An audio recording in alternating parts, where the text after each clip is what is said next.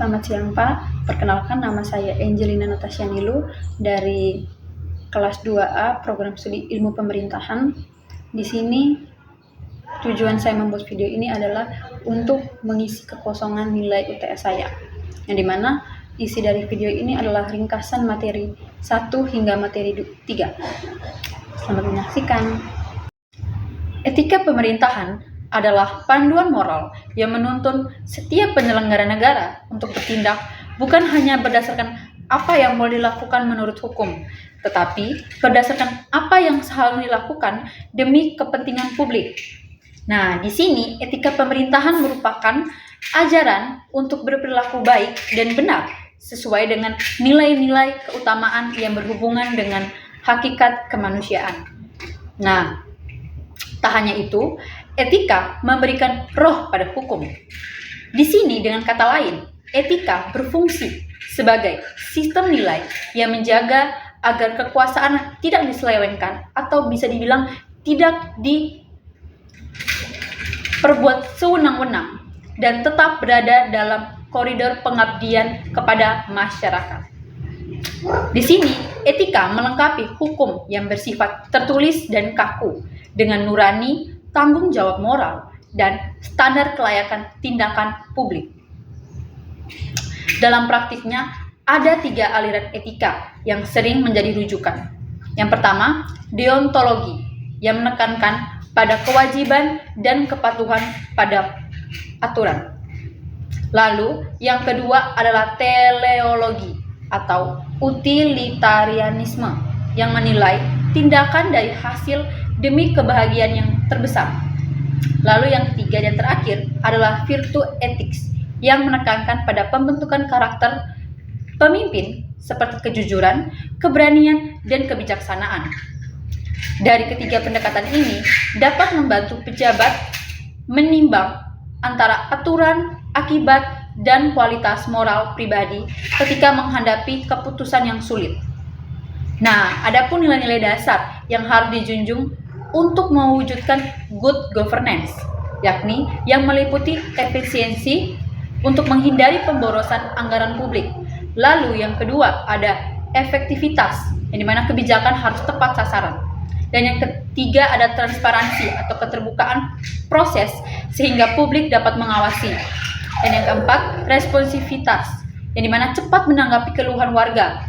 Lalu berikutnya adalah akuntabilitas, yang dimana berani mempertanggungjawabkan keputusan.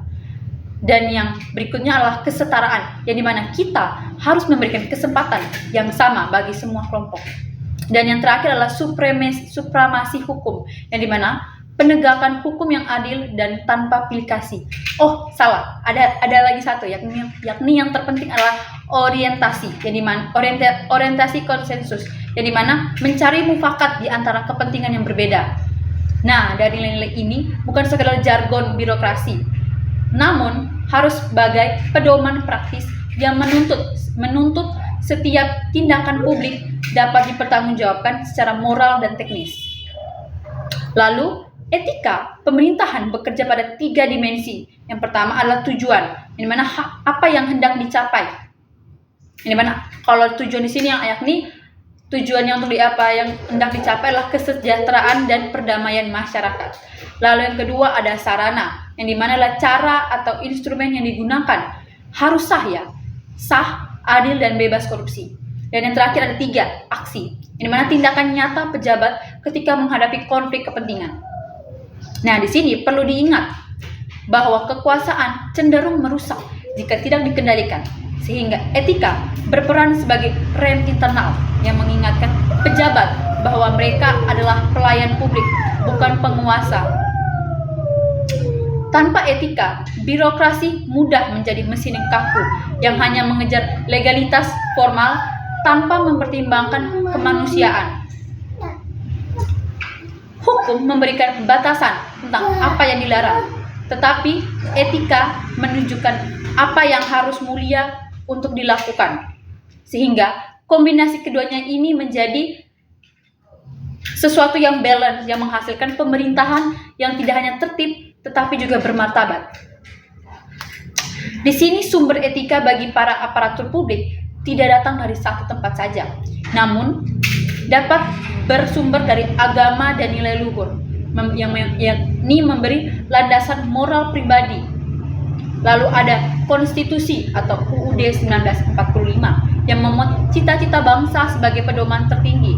Lalu ada undang-undang seperti UU ASN yang menyediakan aturan formal dan kode etik profesi untuk menetapkan standar khusus bagi kelompok tertentu.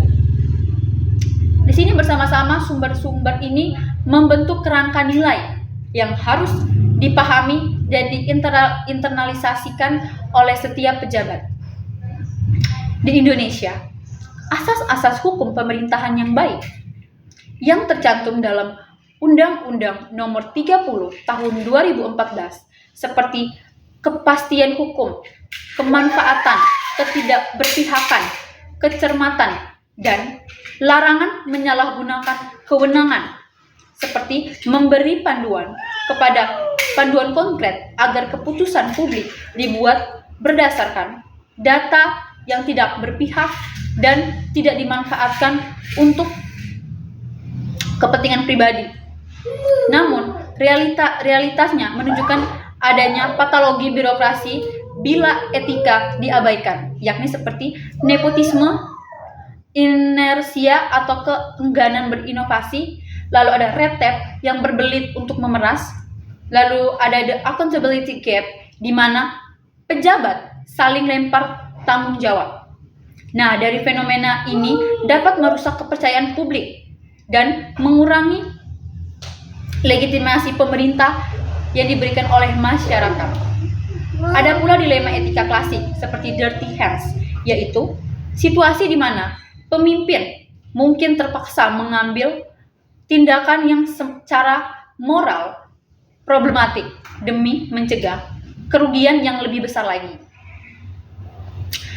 Dilema semacam ini dapat menuntut kebijaksanaan, transparansi, dan mekanisme akuntabilitas yang kuat agar keputusan pahit tersebut dapat dipertanggungjawabkan.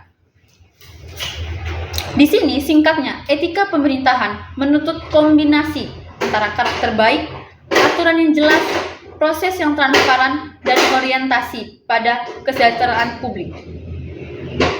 Bila dijalankan dengan konsisten, etika memperkuat hukum, menjaga integritas birokrasi, serta mempertahankan kepercayaan publik, yang mana sebuah modal penting agar negara mampu melayani rakyatnya dengan adil dan berkelanjutan.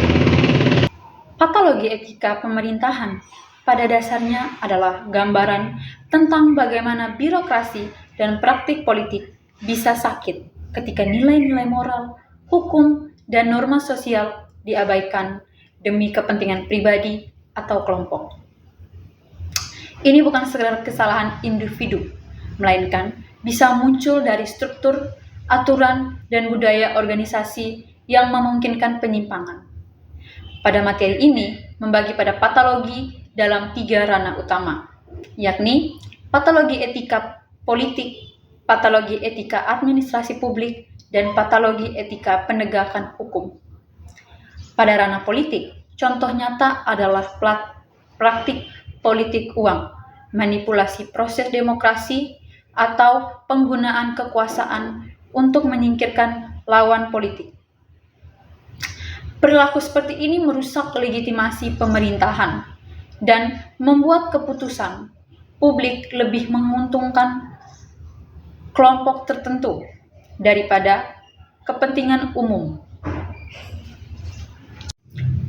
Di ranah administrasi publik, patologi muncul dalam bentuk nepotisme, birokrasi yang lamban dan enggan berubah, serta red tape yang sengaja dibuat untuk menghambat atau memeras warga.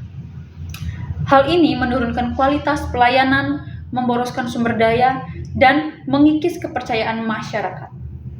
Sementara itu, pada ranah penegakan hukum, patologi terlihat pada aparatur penegak hukum yang tidak independen, berpihak, atau bahkan terlibat dalam praktik korupsi, sehingga hukum tidak lagi menjadi alat keadilan, tetapi alat kekuasaan atau keuntungan pribadi. Materi ini juga menekankan bahwa memahami patologi berarti melihat akar penyebabnya.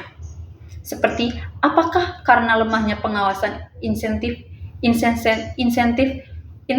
yang salah, budaya organisasi yang toleran terhadap pelanggaran, atau aturan yang memberi celah bagi penyalahgunaan.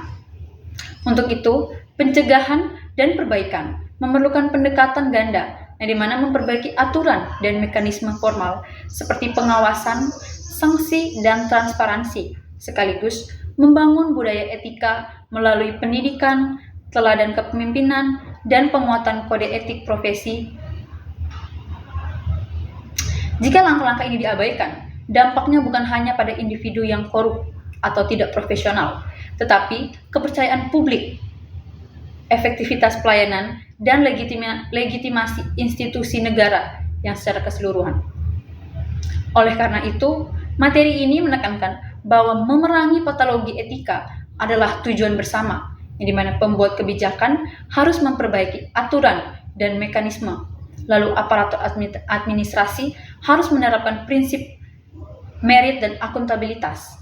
Penegak hukum harus bertindak independen dan adil, dan masyarakat harus diberi ruang untuk mengawasi dan menuntut transparansi.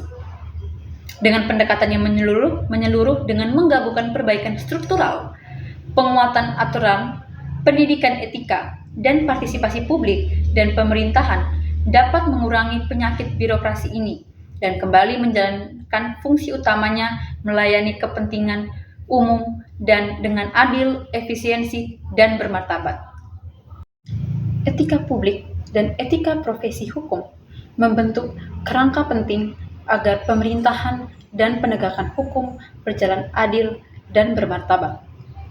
Intinya, etika publik adalah refleksi tentang standar dan norma yang membedakan baik dan buruk, serta mengarahkan kebijakan publik demi pelayanan yang bertanggung jawab. Dan Pancasila menjadi tolak ukur etika politik di Indonesia, yang mana menegaskan nilai kebersamaan, keadilan, dan penghormatan terhadap hak asasi, yakni ada dua hal penting yang harus selalu diingat oleh setiap penyelenggara negara. Lalu etika publik, yakni refleksi tentang standar norma yang menentukan baik buruk, benar salah perilaku, tindakan dan keputusan untuk mengarahkan kebijakan publik dalam rangka menjalankan tanggung jawab pelayanan publik. Dalam praktiknya, etika publik berfokus pada 3 hal, yakni tujuan yang menuntut pelayanan publik relevan dan responsif, modalitas yang menjembatani norma moral, ketindakan nyata melalui akuntabilitas, transparansi, dan netralitas, serta tindakan yang menuntut integritas publik dalam setiap keputusan. Etika publik menuntut politisi dan lembaga negara untuk menegakkan prinsip kesejahteraan umum, solidaritas, subsidiaritas, serta penghormatan HAM dan tanggung jawab terhadap lingkungan. Di sini, Pancasila diposisikan sebagai sumber nilai yang mengikat agar kebijakan dan praktik politik tidak menyimpang dari cita-cita bangsa.